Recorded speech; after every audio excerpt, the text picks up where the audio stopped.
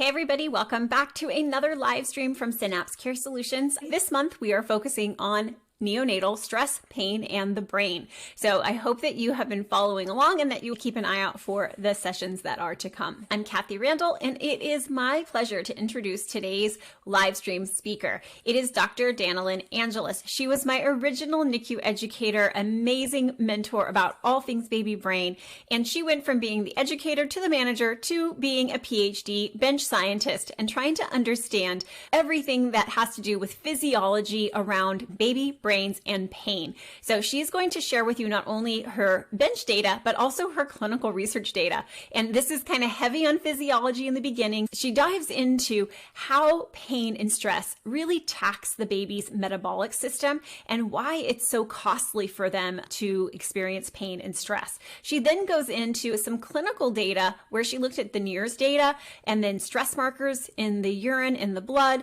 And then she also shows all of that together. So she shows the baby's case as well as NIRS data and her biomarkers. So super interesting physiology. And then she talks about all of her research she's done on sweet solutions and whether or not they really actually help reduce pain and stress in our babies. So this is a jam-packed lecture. It's from our One conference in 2021. The other thing I forgot to mention is that Danilyn was our first winner of the One Nurse Award from our One conference back in 2017. So she is a very special individual. She is a gifted scientist and teacher. I hope that you truly enjoy this presentation. If you'd like to get her slides and some of the resources that she mentions in this presentation, go ahead and either scan the QR code right here on this screen or click the show notes below. If you want to see more videos like this from us, tell YouTube that you like it by hitting the subscribe button below. It really helps our channel and it helps YouTube know to send you more videos like this. So without further ado, please, I am so excited to introduce Dr. Danilyn Angeles.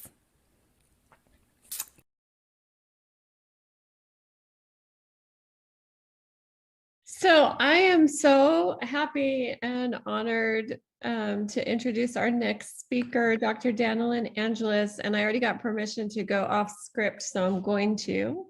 Dr. Danilyn Angeles is going to be presenting an update on pain management in the NICU for us. This has been an area of her research for quite a while now, her and her team, but I do want just to say that Dr. Angeles was my very first boss in the NICU at Loma Linda, and I was one of, I think, 350 nurses. So I don't even know if she would remember me. But what I remember the most is my very first lecture on the pathophysiology of IVH that she presented to the staff at Loma Linda. And I think she was still our manager at that time. And I was just like, oh my God, where have I landed that I'm so lucky and privileged to work under this woman?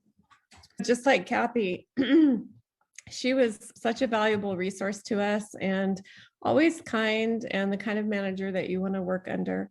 Also, we cannot neglect to mention that she was the very first One Nurse Award winner from the One Conference. So we're very fortunate, and you guys are going to be so happy to hear her speak today. So go ahead and take it away, Danilyn. Thank you, Sharon and Kathy. I'm just so touched. I feel like I have birthed two wonderful nurses.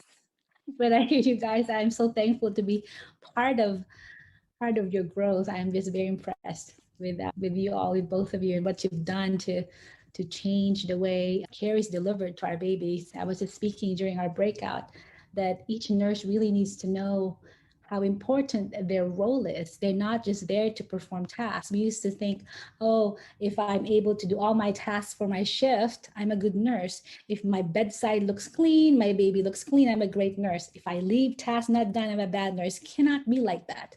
We are so much more important than that. And that's what I'd like to show you some data. It's funny because I listened to all the different topics and my data will support the data that was shown, that was talked about earlier. So I want to show you some preliminary data that I haven't published yet, and also a little bit of physiology. As you all know, I love physiology, so you have to give me just a few minutes to talk about what the role of physiology in all of this. So we'll talk about cerebral and renal hypoxemia and the effect of procedural pain. There's several learning objectives that we will go over. There's 2 negative consequences of neonatal pain. At least you need to describe at least 2 negative consequences of neonatal pain. You should be able to discuss one recent research finding and describe the relationship between NICU procedures and cerebral energy metabolism. And you should be able to list 2 or more strategies to manage neonatal pain. So those are my learning objectives. So just some definition. What is hypoxemia? When we think about hypoxemia, this is very different from hypoxia. Okay, hypoxia means decreased PaO2. So that is something you get from a blood gas, for example, or from a TC monitor. So when you see low PaO2, that is hypoxemia. When you look at your pulse ox and your SpO2, that is hypoxemia. That just means there's not enough oxygen in blood. Okay, PO2 means a low PaO2 means not enough oxygen in blood. When you see a low pulse ox value, 85%, that means that only 85% of hemoglobin is bound to oxygen. All right, so there's less saturation. The hemoglobins are less saturated with blood. So that's what that means. Hypoxemia means not enough oxygen dissolved in blood. SpO2 means not enough oxygen bound to hemoglobin. So that's hypoxemia. That's different from hypoxia. Hypoxia means there's not enough oxygen inside the cell. So that is really where damage can occur. All right. Obviously, when there's hypoxemia, you can have hypoxia, right? What we can measure in the unit, in our blood gases, in our pulse ox machines, is hypoxemia, but we really cannot measure hypoxia yet. And that's where my laboratory is able to came in, and I was fortunate to collaborate with several biochemists who know about how to measure hypoxia. So if you remember from a long time ago, when there's hypoxia, I'm going to start writing here. What will happen is, first of all, before I go there, just to remind you that the reason why we need oxygen and glucose is to make ATP, right? This is the energy currency of the cell. This is just like the dollar is the currency of the United States, ATP is the currency of the cell.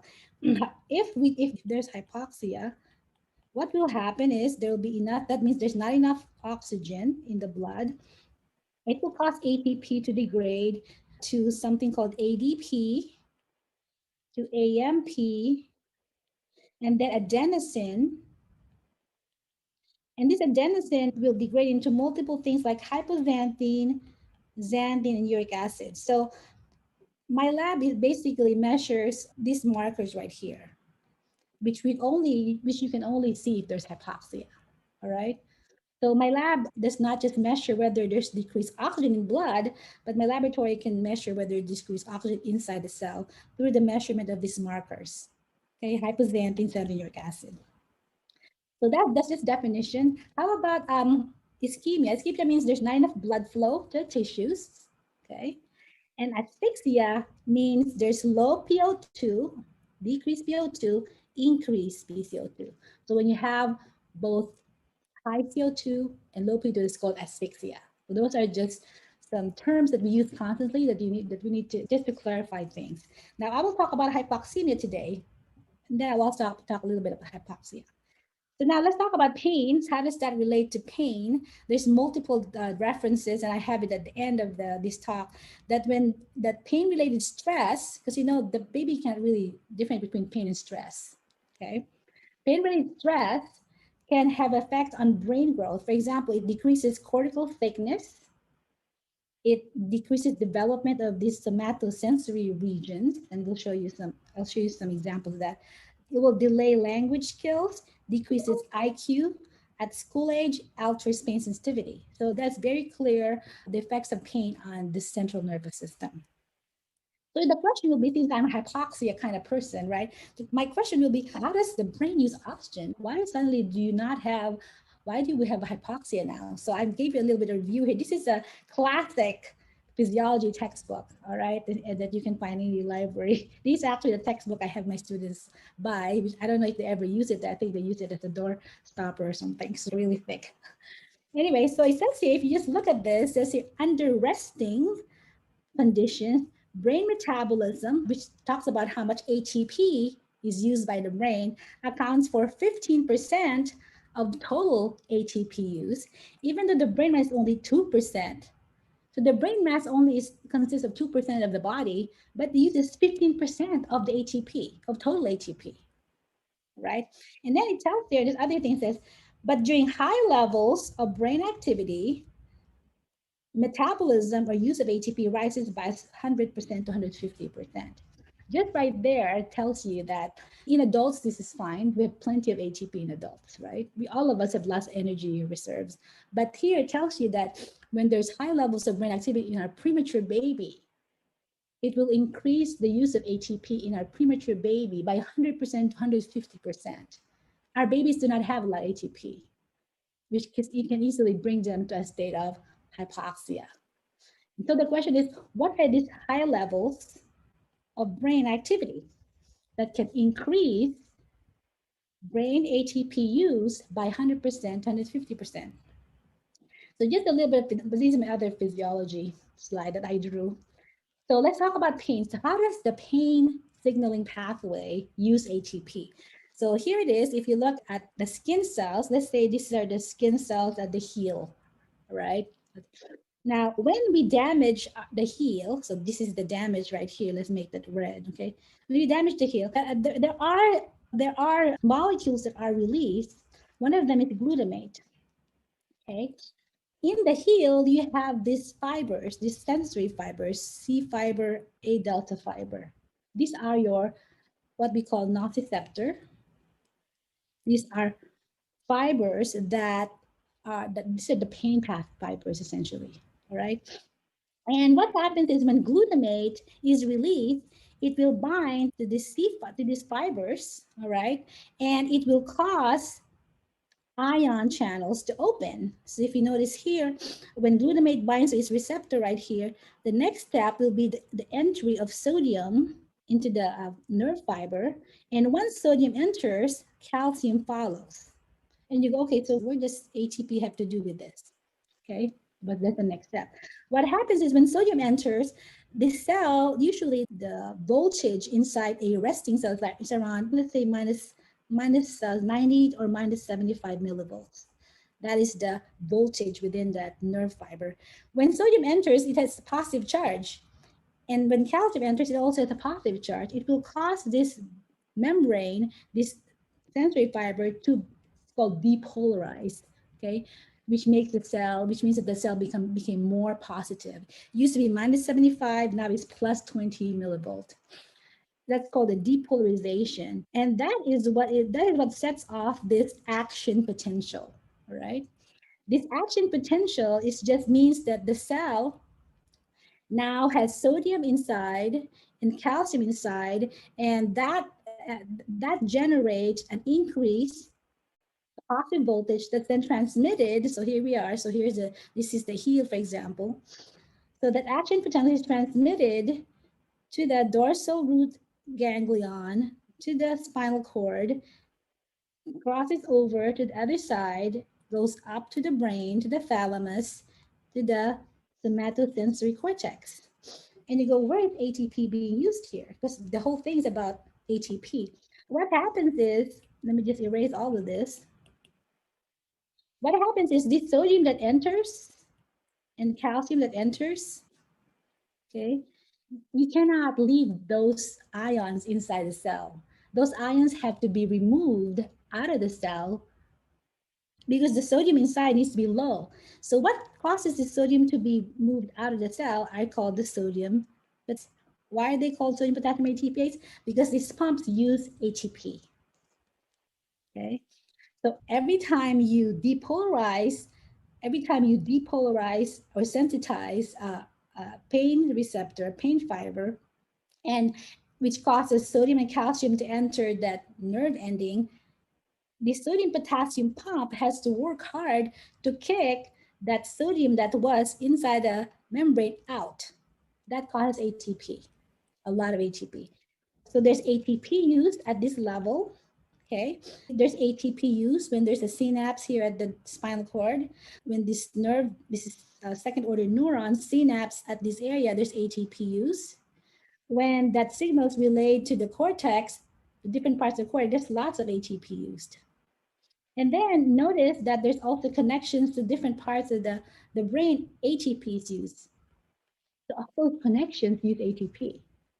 And there's data that shows that when we move, when we touch our skin, that also causes an action potential, right? And you're correct, it will cause action potentials as that touch or mechanical pressure goes to the brain. However, it's been shown that the action potentials that are used, that are generated, ATP utilized, is 10 times more with painful stimulus. Okay, 10 times more response.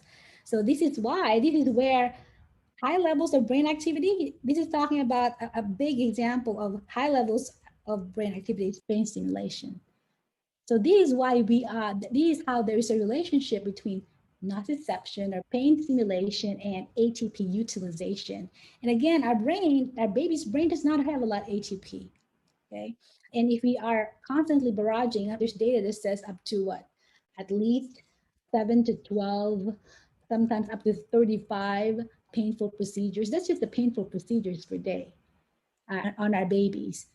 Every single time that happens, we are using up this energy currency and increasing the amount of ATP used by our brain. So I have all kinds of stuff in here that I want to show you. But anyways, let's go to the meat of this. The higher the pain stimulus, the higher the frequency of action potentials. Again, action potentials use ATP. Right? So this is about, and when you don't have enough ATP, that's called hypoxia. All right, and that is what's causing the cell injury. So I have all kinds of stuff in here for you, but I love pictures, and maybe we'll go back to this if you have questions about it. This is showing you the sodium channels, all right? So notice if you get your blood drawn, and you see this in the babies, when we get our baby's blood, we notice that sodium is 145 and potassium is 4. That's what's in blood, right? This is in blood. Inside the cell, this is inside the cell, sodium is 12 and potassium is 150, right? So which is why when glutamate binds to its receptor, it opens a sodium channel, which makes it so easy for these high levels of sodium outside to go inside. Because there's so much more sodium outside, it will cause this sodium to go inside the cell. And what will happen is if there's too much sodium inside the cell, you don't want that, right? Oops, you don't want the sodium to be inside the cell. So the sodium potassium pump will then cause the sodium to be removed through the sodium potassium pump. And that's what causes utilized ATP. And it shows you here, what are the effects of hypoxemia? Notice that it causes the glucose levels in the brain to go down. Okay, so there's a lot of glucose levels in the brain go down when there's hypoxemia. ATP levels go down when there's hypoxemia. See, the ATP levels go down. And I said one of the byproduct of ATP breakdown is adenosine. Adenosine is a vasodilator. So we talk about how we want to prevent increased cerebral blood flow, right? Now, if we are constantly utilizing ATP because of the pain pathway being utilized and an action potential is ongoing, you will produce adenosine, which will vasodilate blood vessels in the brain and can increase cerebral blood flow, right? So not only do you have hypoxia with drops in ATP, the byproduct of ATP breakdown because of hypoxia is vasodilation, which can increase cerebral blood flow.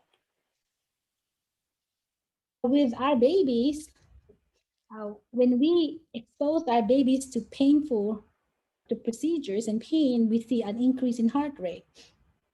Now you go, okay, increase in heart rate. We know that the normal is 120 to 160 of heart rate, right? Now, what does that have to do with hypoxia or ischemia? One thing, I don't know if you've seen this when you were in school, but when someone, for example, shine a light in the eyes, the occipital cortex is the one that detects the light, right? And there's significant increase in blood flow to the occipital cortex because of the light. which tells you that there's a big response, that blood goes to where it's needed, right?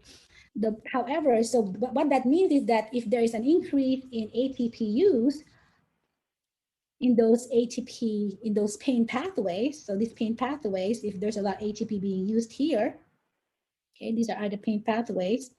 If there's a lot of ATP being used here, these areas, blood flow should go to these areas. But the problem is when we have painful procedures, our heart rate, the baby's heart rates go up. Now, what does that have to do with anything?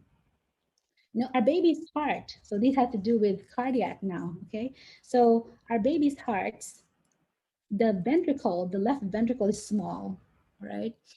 Cardiac output, which is the amount of blood that is ejected per minute, okay, is related to heart rate and stroke volume, okay? So this is the amount of blood ejected per minute.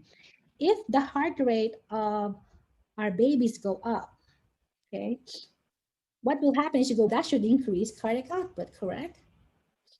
But the problem is when the heart rate of our babies go up, it will decrease the amount of time because the heart is going so fast, it decreases diastole, okay, which is the time it's needed to fill the ventricle with blood. So this will decrease diastolic filling. So diastole is not just a time for resting where the heart is just resting, it is actually a time for filling. If the heart is beating so fast, the ventricle will not fill. So that really what happens with our babies, and stroke volume is the amount of blood ejected per beat. Because filling time drops, stroke volume will also drop with our heart, with our baby's heart. So that what will happen is cardiac output will drop, and this is where you will have ischemia. Okay, so it's different with our babies because the ventricle of our babies cannot really expand, and the baby's compliance of the ventricle is not, is the baby's left ventricle is stiff. Okay, so the ventricle cannot just expand and fill. In addition, when our baby's heart is beating so fast, the diastolic phase, the phase of diastole, remember, it's your systole and diastole. Systole is when the baby ejects blood to the aorta, the left ventricle ejects, but diastole is when the left ventricle fills. When heart rate is fast, this part drops, okay? The diastole drops. The left ventricle is not enough of blood. There will be decreased cardiac output, and there will be ischemia. So at a time when more blood flow is needed because we're using a lot of ATP, because we are stimulating the baby either through our handling, through our painful procedures, the blood flow is not there, all right? So that's just a little bit of kind of physiology. We published the relationship between pain and hypoxia in 2012. And here we looked at tape removal. And what we saw is this tape removal increased these markers. We saw the increase in your, basically babies with no tape removal, the uric acid levels is here. Babies with tape removal, the uric acid levels there. And then this is actually a stress marker. Those with tape removal have higher levels of MDA compared to those with no tape removal. So this shows you that something as simple as tape removal can significantly can cause hypoxia by increasing plasma markers of hypoxia like uric acid and MDA. So now back to some preliminary data. So this is based on drawing blood from A lines, or we did not remove plasma and cause pain. The babies in this study all had lines, so we drew blood half an hour after tape removal to measure. Well, we do baseline blood, did tape removal, and this tape removal is clinically required. Then half an hour later, we drew blood again from the line. So these all biochemical. There is a new, all of you are familiar with NIRS, hopefully. Now, what we did next is we connected babies, and we want to know the effect of common NICU procedures, O2 saturation. And what I thought is very interesting, so this is percent change from baseline. And notice that in this common NICU procedure, I'm looking at, if you look at this, diaper change, auscultation, HELAN, PICC line, cerebral assessment, notice that On some babies, on some of them, there's hardly any change, like a 5% drop. But there are some babies where common NICU procedures cost 10% drop up to 25% drop of regional O2 saturation, even a 35% drop. Notice here, right here. And so I go, okay, we have two probes. We looked at the cerebral StO2 and the renal StO2. And with the cerebral StO2, again, these are procedures. Notice that on many of them, there's a 5% drop in their cerebral regional O2 saturation. But then some babies have like 5 to 12%, even a baby with 20% drop. And this is not common.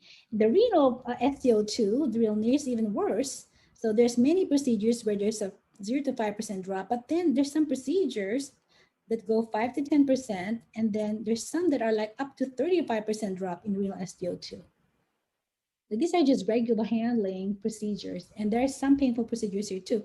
So I looked and see, I just decided to look at what about diaper change.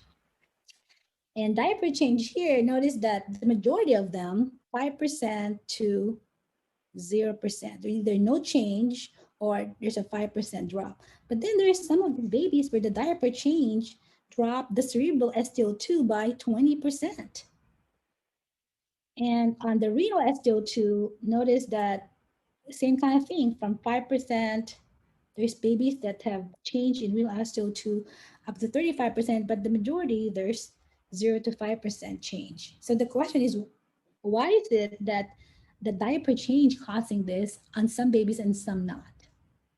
Here's one thing that when we report data for research, we always look for the average. This is the average response, but then our babies, this is not the average response. So what happens if this baby does not have the average response? How do you treat that baby? We're always looking for the average response when in fact we talk about individualized, personalized care. That is opposite the average response, right? But that's what reported in literature.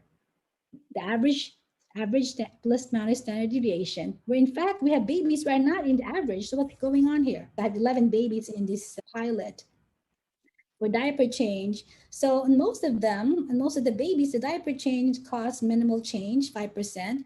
But then this baby 11% change. This baby number 5, almost 15% change in cerebral. This is cerebral StO2.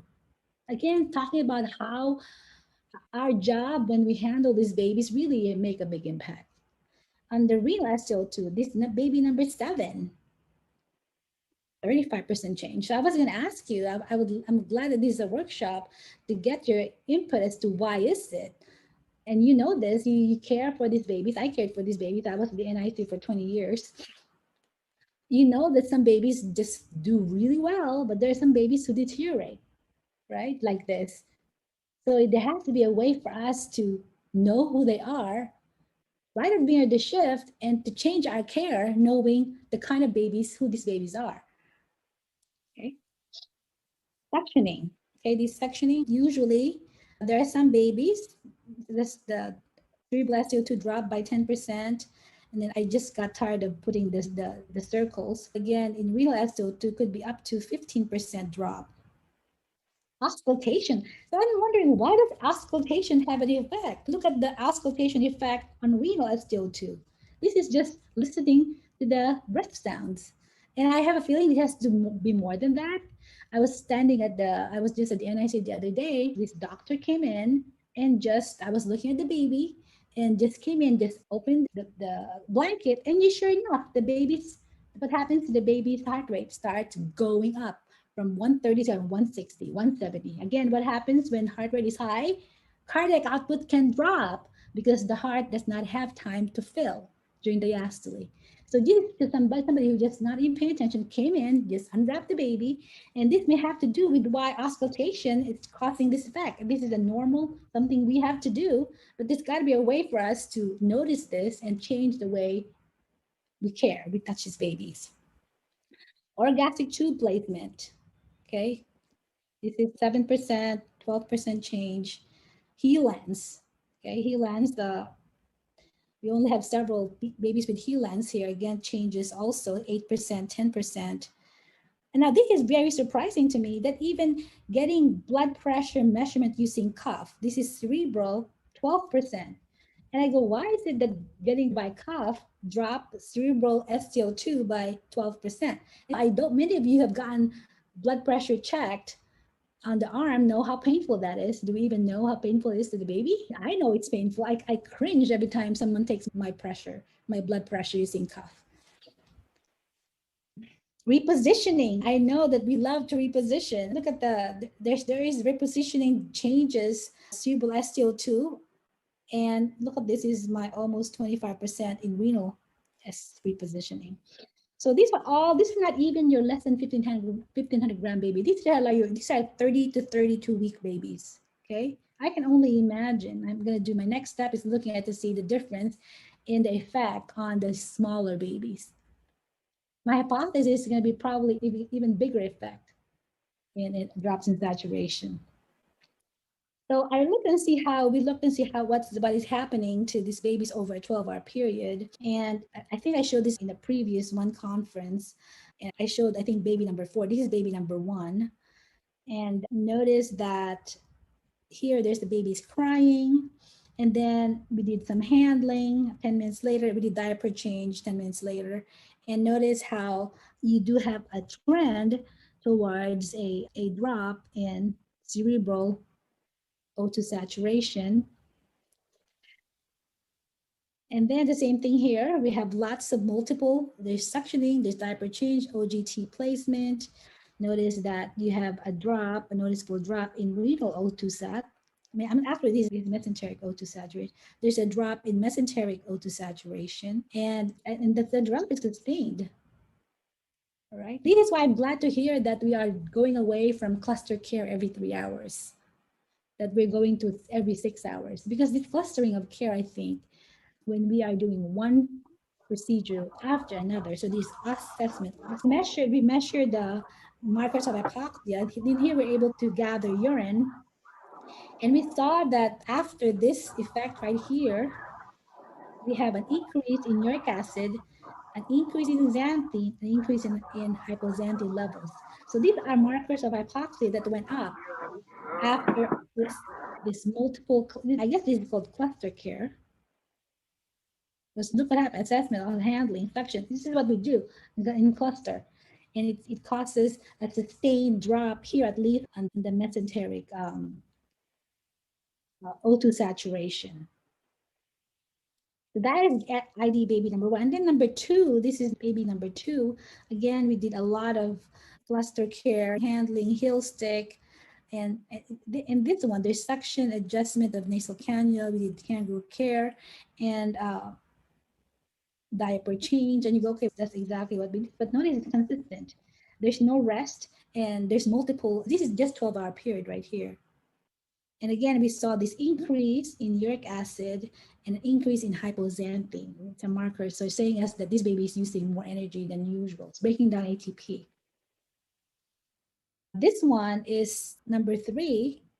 And notice that, again, the blue here is the cerebral. You have this drop in cerebral O2 with handling. And then we have another handling and heel stick. You have sustained the cerebral STO2 drops. Then you have a suction. We check the blood pressure with the cuff. Again, you have a change in cerebral STO2. We replace nasal trunks, PICC line placement. The problem here is the renal STO2 I showed in here. What happens with PICC line placement? I blew that up. And it is the renal STO2 that caused the most. This one is interesting. The NIRS data showed a lot of reductions also in renal. There's only one small drop in the cerebral STO2 in this cerebral STO2. And notice that the uric acid, there's no significant change. It did not go up. See, it's down, down, down. So we have to see what is it about this baby that caused the hypoxia markers to drop. So these all like, I'm looking at this data and says, I'm trying to understand this data, all right? Because again, we are, as I was speaking to Jill, I believe, in test in my breakout, we have to re-engineer, we have to change the way we deliver care to minimize the utilization of those sensory pathways, the use of those sensory pathways that uses ATP. Now, this is the next baby, number 5. Again, we have lots of cluster: diaper change, feeding, nasal suction. Notice how the cerebral SCO2 dropped right there. Heel stick, it's the renal one that dropped. And then here you have diaper change, crying. Notice the drop in cerebral SCO2. And then here, diaper change, reposition, it is sustained drop in renal SCO2. And that sustained drop seems to have an effect on uric acid, xanthine, and hypoxanthine, where there's an increase in the urine markers of hypoxia. And that ID number 6, this baby had a lot of crying episodes. Yeah, I think baby number 6 may have maybe somebody with intrauterine drug exposure. And you go, what does crying do? And crying here, it is crying. It looks like it does affect renal STO2. In this crying event, there's drops in cerebral STO2. This baby's pulse ox, this is what we can see in the machine. The pulse ox dropped to 58%. Notice how that also dropped the cerebral STO2 as well as the renal STO2. So when you see the pulse ox dropping, and you can see it's accurate, it's not just because of movement artifact. No, that is also an effect on cerebral oxygenation as well as renal oxygenation. So this baby is crying a lot. The baby is repositioned a lot. Unfortunately, I don't have hypoxia marker data on that baby. But again, repositioning has an effect. Like this number 6, this is baby number 6. Was repositioned a lot because the baby was crying. I don't know if that was the nurse's intervention, trying to make the baby comfortable, but it does have an effect on cerebral SCO2. And the question is this effect harmful? Maybe a drop of in renal O2s by 8%, a negative 8%, maybe that's nothing, right? I don't know. So what if the hypoxia markers went up? Maybe it doesn't change. I don't know. These are the things that we know this is happening, but we need some data to then say what is the cause. So if there's a drop in cerebral SAO2, which is what is NIRS, will that cause neuronal damage? So we need to measure. There's a way to measure neuronal damage. Okay, so that needs to be measured. But I guess I do have measures. I do have hypoxia markers on ID number 6. So on these babies, a lot of the procedures decreased O2 saturation in the brain by at least 6%. And we do see an increase in hypoxia markers of uric acid in the urine, xanthine, creatinine, and hypoxanthine. In this baby right here, that did have that did have an increase in hypoxia markers. So what do we do? All right, these are things that we nurses do. What are we going to do? Let's look at the baby. These are tasks we have to do. First and foremost, we need to be able to assess pain, and everybody uses. I think I know Loma Linda uses NPAS. I don't know what other people use. In my studies, I use this PIP profile, but notice that this pain assessment scales have behavioral components that are subjective.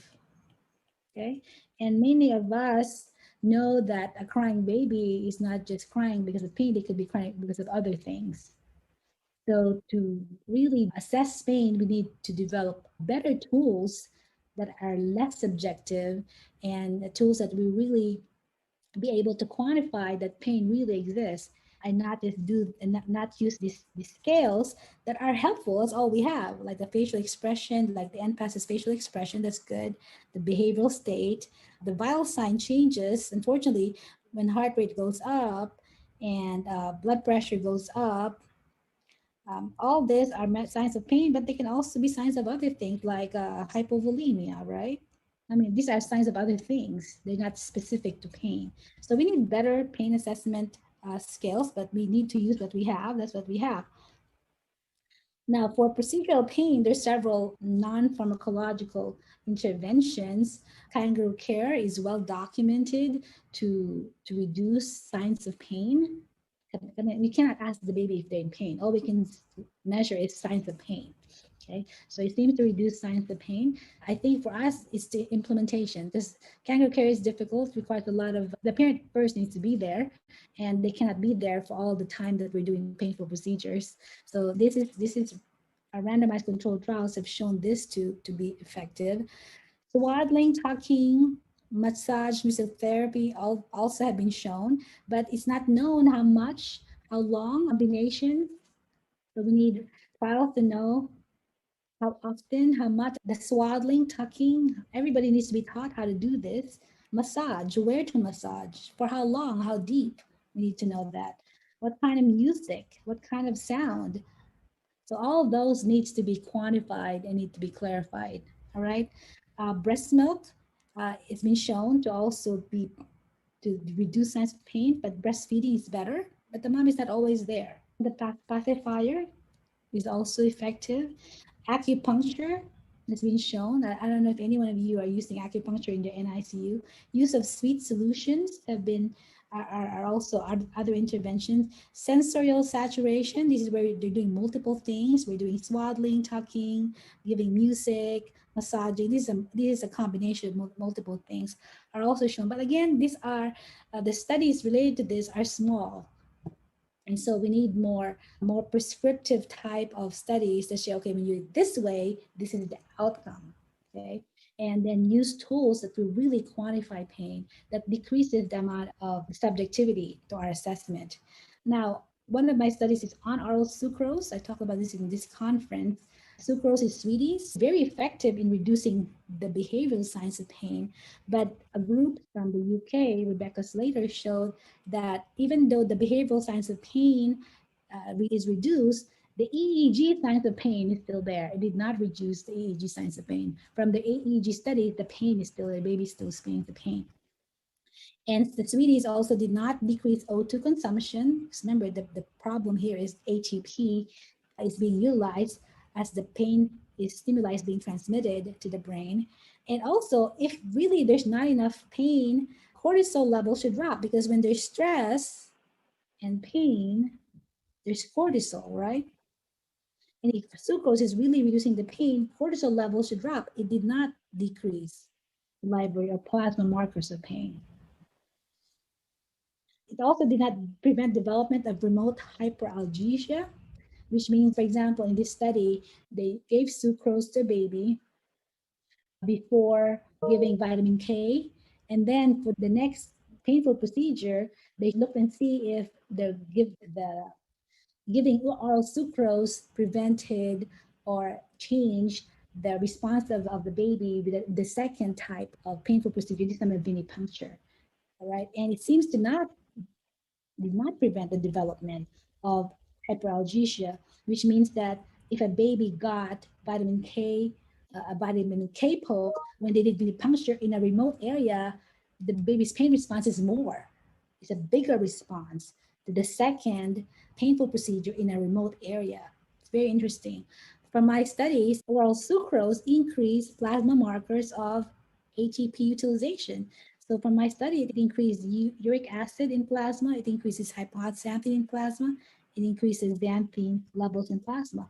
So instead of helping conserve ATP, in my study, it used ATP as evidenced by higher levels of these plasma markers.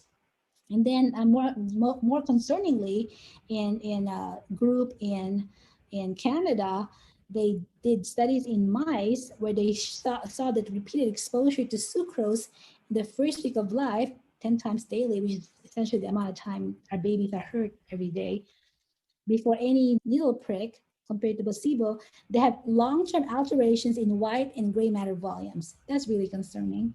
And then mice that received sucrose, they had poor short-term memory in adulthood compared to control, which did not receive the sucrose. The combination of sucrose and needle prick did not protect against impairment in short-term memory. So I think that's concerning. There is a human study where they saw that if a baby, because of all these concerns, there's a study that showed that if we give just 0.1 ml or 24% sucrose, it's okay. And that the poor motor developmental attention scores in babies had to do with 10 doses per day. So basically the thing right now is to give them minimal dose, 0.1 ml, less than 10 doses.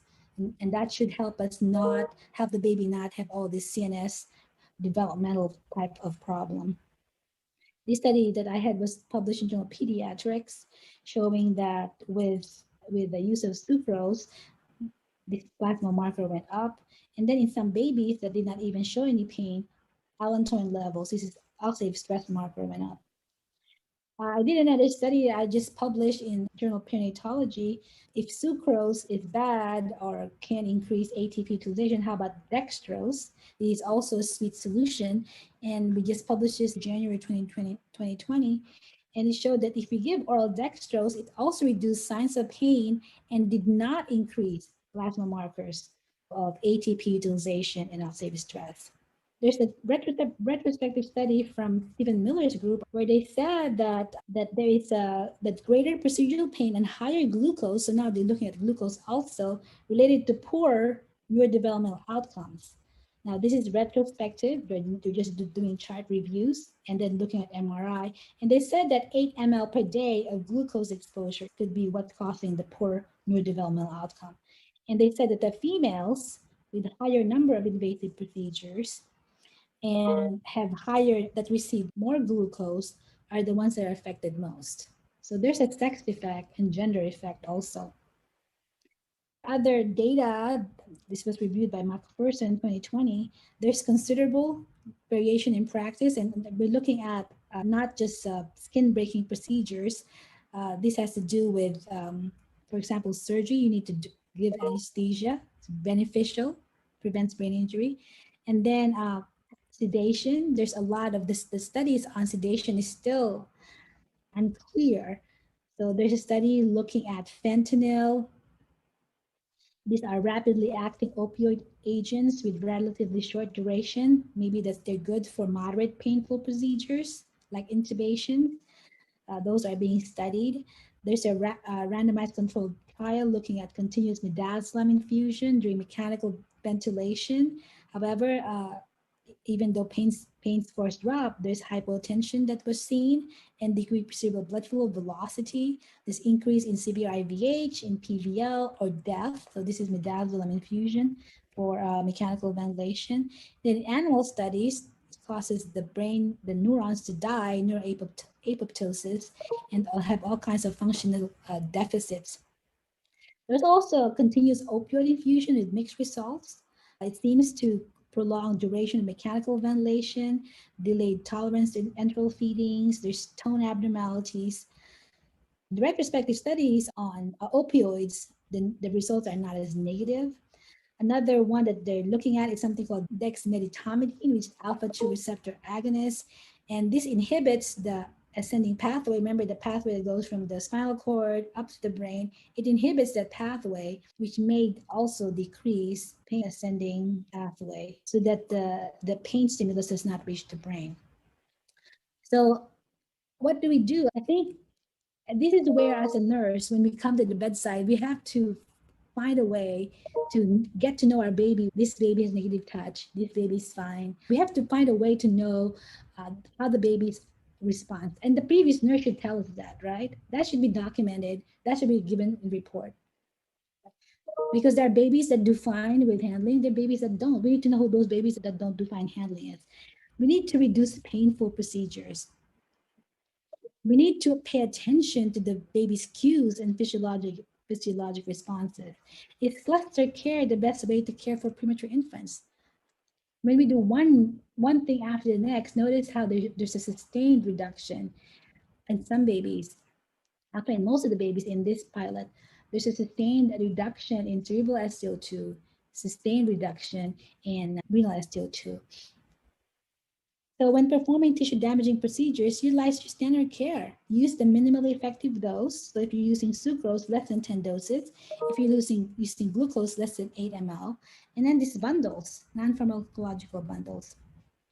And adjust care protocols to minimize stress related to handling. And again, participate in randomized controlled trials. This is really important for us. If we can't really know, we need evidence that will lead practice. Otherwise, it will just be hearsay, right? Otherwise, we will have inconsistent outcomes.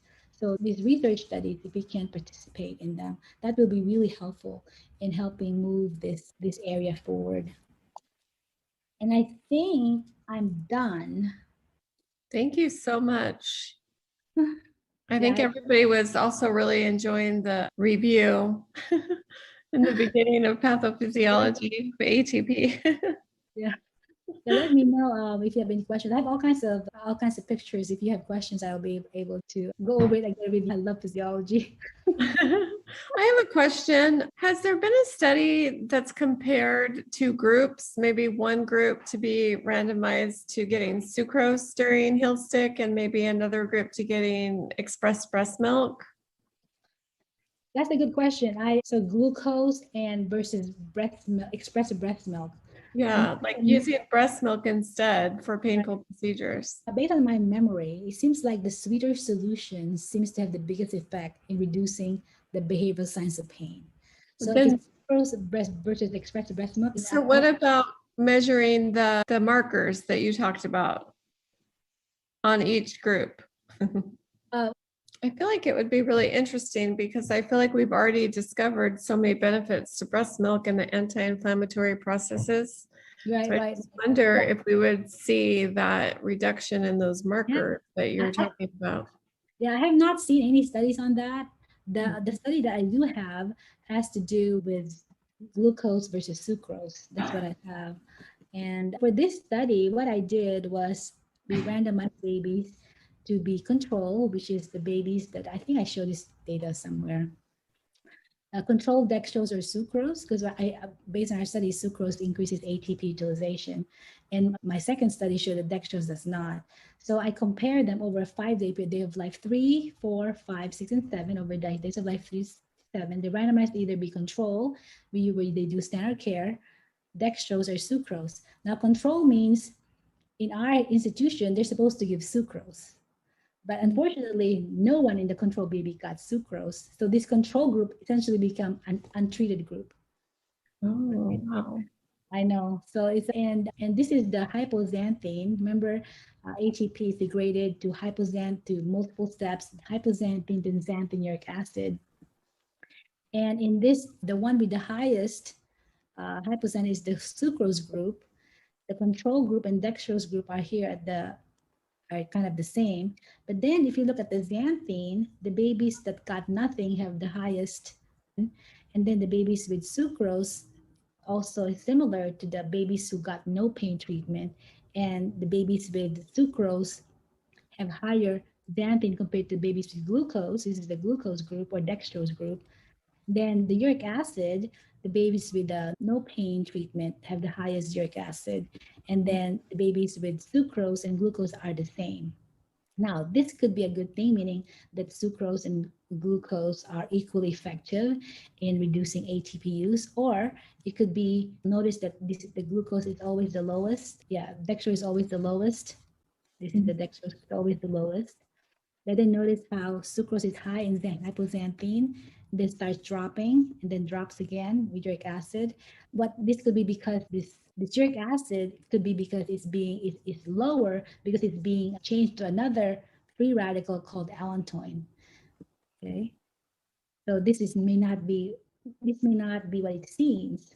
But anyways, the sad part, like I said here, is we are not meaning for babies not to have anything, but it turned out this was 2013. It was a long time ago.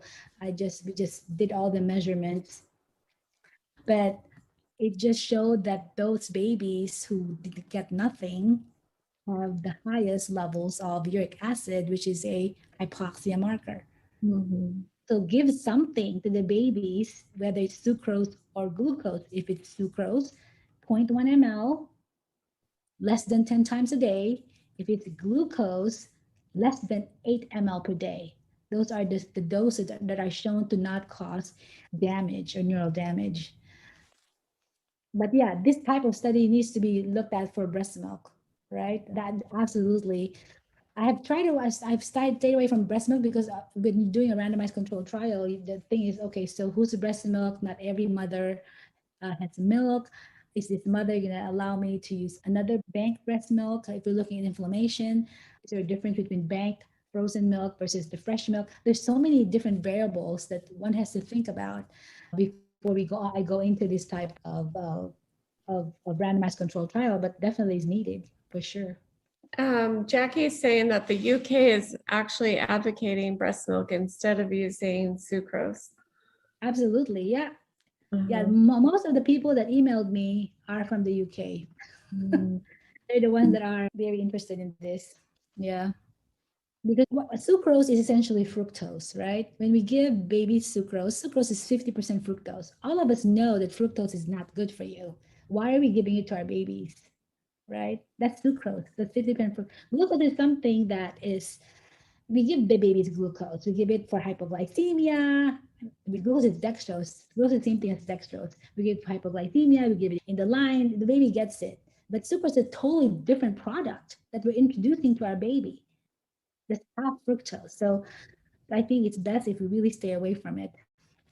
Anyone else have some questions for Dr. Angeles You can call me Danilyn. Sure. or Danilyn? I'm trying to be respectful. Everyone in ICU, when I go, they call me Danilyn, so it's very strange. Any questions? Any other questions? I know I love physiology. I just have to introduce it. And I think that, but knowledge is power, right? Knowledge is power. The more you know. It is. I think if nothing else, it makes you think twice when you go to grab that tube, that little purple or orange tube when your baby's crying and maybe they actually just want to be held. Mm-hmm. They're not in pain. Right. Yeah. You still see that sometimes. Yeah, exactly. And then when you are giving the sucrose, realize it is a drug. You can't just keep squirting the amounts of sucrose into the mouth. Exactly. So 0.1 ml, less than 10 doses a day, that is what's shown to be not very good, that to not be harmful at least. But again, there's no research on this. I've applied for a grant to study the long-term effect of sucrose administration, but I still have not gotten funded on that one. So I'm going to try again, but very few people are getting funded. The government has no money, so. Yeah. Ruth was saying it's really good to be aware. Knowledge is power, just like you said. Kim is saying it's a lot of really great information. I like numbers and graphs, so the visual data also helps when I'm looking at interactions. Yeah, I like pictures. I'm a very picture person. That's why too. I was going to go through all these paths, but I said, oh, this is a little too much now. So I just decided to skip them. But I can go over it if you guys want. I think it is. I do see a lot of sucrose being used for withdrawal babies, and I'm like in between giving their morphine doses, and I'm just like, oh gosh, I don't think that's really going to help them.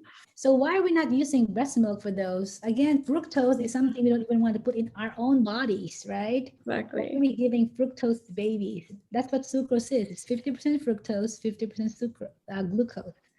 And I think, Jackie, raising awareness, the nurse needs to be aware of how important they are as. The nurses need to be aware that it's not just handling. It's almost like when you're doing something to the baby, it has an effect. These normal things that we do has an effect on the brain, on the kidneys, on the gut. And it looks like the gut is hit, the mesenteric O2 saturation is hit more than in the renal. Is drops more than the cerebral as a protective effect, but you still see that if you continue to touch and handle, and there's a more sustained drop in the cerebral STO2. It makes sense. I was just thinking, of course, the mesenteric drops first and stays down longest because it's hierarchy of need, right? Like we'll protect our brain at any cost. Absolutely. At the cost of the gut, at the cost of the kidneys. Right. Do anything to protect our brain, and then sustained hypoxia, whatever it may be, leads eventually down that path. But it's the body is relatively smart. Right. But I've heard Kathy talk about it, cluster care to death. Like cluster care is a great idea, but we can cluster care a baby to death. 75 different procedures, and then let's just get it all done. Yeah. Like, it might take you 4 hours to recover from, but that's okay. I was thinking that too, because I think we are moving towards that every 6 hours care, especially on our small babies. But how much can they actually tolerate if you're saving it all for that twice a shift? Like I have to do all these things. I think what's important and what we're seeing more of, which I love, is that do you really need those labs? And I loved hearing we're not weighing babies for the first 72 hours. You're going to use their birth weight. You're going to use their birth weight anyway to do all their dosing. Why are we weighing them every 24 hours? It doesn't tell us anything. It doesn't. So it's not changing our care. We're not changing our care of those babies. So I loved hearing that. I think we should move more towards those things. I think we can do Q6-hour cares, and so we disrupt less and promote more sleep and all of those things. I think we just have to be cognizant of how well it's being tolerated, of grabbing a partner for that Q6-hour care so that they're feeling containment and those kind of things while we're doing it. Someone to attend to their developmental needs while we have to check off our tasks. Because regardless, we're going to have tasks, right? We can't escape them. But just shifting our focus to say, yes, I have to get these tasks done, but I'm going to do this, have you settle for a moment and then do the next one, right? Exactly. Yeah. Yeah. I'd like to echo what Shannon just said. I think that it's important. We all know about grace. We know we need to use that approach, and their space is a place that we're supposed to ask permission to enter and give them time to know that we're there and time to recover from what we're doing. So that's one way. How we do what we do is probably just as important, like Shannon was just saying.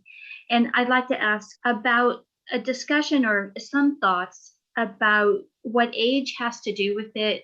It's an article that was published by Hatfield et al. And it talks about the gestational age situation with the ascending and descending pathways. And I think that is really not very well understood. People just think all babies are able to modulate, and they can't until they're close to term. So I just wondered what you were thinking about that. Yeah, okay. I'm sorry about this thing right here. So this is the ascending pathway. Let me get another color. So this is the ascending pathway. So let's say this is the heel stick. The action potential travels from the C fiber. Okay. Right. C fiber, and then you have other fibers called A beta. These are the myelinated fibers that has to do with touch, not non-pain touch. This has to do with pain. Right. In our babies, the touch pathway is immature. This pain pathway is the very mature. They're the ones that are, even though they're unmyelinated, those responses are the ones that reach the brain. Whereas the A beta myelinated fibers that has to do with touch are the ones that are immature. So which tells you that that's why in premature babies, the response to pain, the hemodynamic response is 10 times more, because the fibers that bring the pain to the brain are more mature in our premature baby compared to the fibers, the touch fibers, the mechanical fibers. And then this descending pathway right here that you're talking about, this inhibits the transmission. So if you have a normal, healthy descending pathway from the brain, it should inhibit this transmission. That is not developed in our premature babies. So all you have is go up here, not enough of this modulation and inhibition, which is present in adults and in older babies. Yeah. Well, thank you. That explained it very well. And I just think that that piece of it needs to be thought about, that it's just a super pathway, right, and exploding everywhere. Yeah. Exactly. And notice, and if you look at this, I'm going to erase this pain pathway. Where does it go? This is why the ATP, that's why there's hypoxemia or low O2 saturation. Where does it go?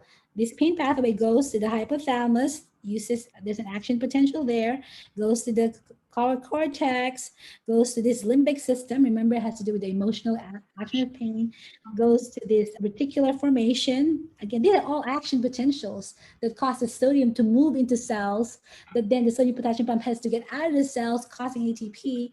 This reticular formation has to do with awake. When you turn this on, the baby is awake. This is why pain disturbs sleep wake cycle. Then it also turns on this periaqueductal grade, it also synapse. So there's multiple synapses. All of them requires action potentials. All of them requires sodium movement and sodium removal, which requires ATP. And then this periaqueductal grade is what's in charge of this descending inhibitory pathway, but this pathway is not developed in our babies. What's developed is the C fiber, this C fiber that is developed. So the inhibition of pain, where you can stop this rise, is not developed in our premature babies. Yeah, I think that this is such a good way to end our day, because we've learned so much about what we do at the bedside and how we can take our learning and do something different tomorrow.